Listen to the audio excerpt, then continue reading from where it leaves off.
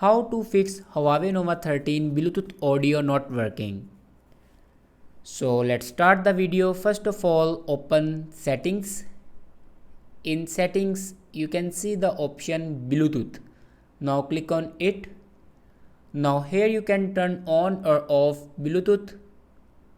After turning on or off Bluetooth, then go back to your home screen and restart your device. For start your device, press and hold power button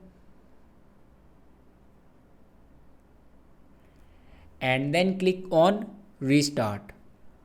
After restart your device, then open settings. In settings, scroll down in last and then click on system and updates. After clicking on system and updates, you can see the option reset. Now click on it and then click on reset network settings and then again click on reset network settings. After reset the network settings, then go back and click on software update. Now here you can check your latest version will be updated or not. If it doesn't update to latest version, then update it to latest version.